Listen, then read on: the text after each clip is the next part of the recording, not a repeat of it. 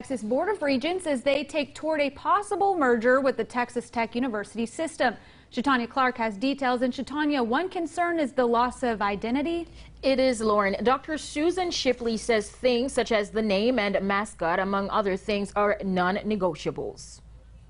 As of now, the information I've been told and my position would be I would not be in favor of changing the name of the university. At Thursday's MSU Board of Regents virtual meeting, the university's governing body discussed the pros and cons of accepting a formal invitation to consider becoming the 5th member of the Texas Tech University system. Higher education has changed so much, and it is becoming so competitive.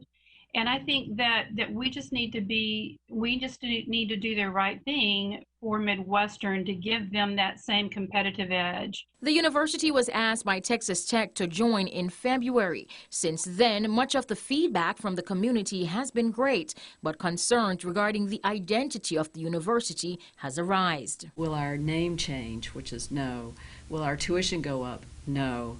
But there will be policy changes, and we'll still be the Mustangs. There's no change in that, I'm happy to say. Shipley says she believes in addition to the concerns regarding identity, many are concerned about money and affordability. And will the money that donors have given us still be given out for the things they gave it for? And that answer is yes. Shipley says the biggest change, though, will be that there will not be a local board. We have had the privilege of having people from this community determine our future, our identity, etc.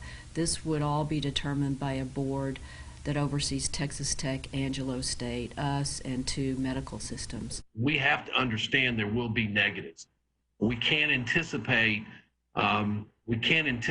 what, in fact, future boards may or may not do, positively or negatively. Shipley was authorized to enter into a memorandum of understanding with the TTC system, which determines who has the power to do certain things between the 2 institutions. Shipley and the Board of Regents want to ensure MSU is strong for the future and believe this will help make that happen.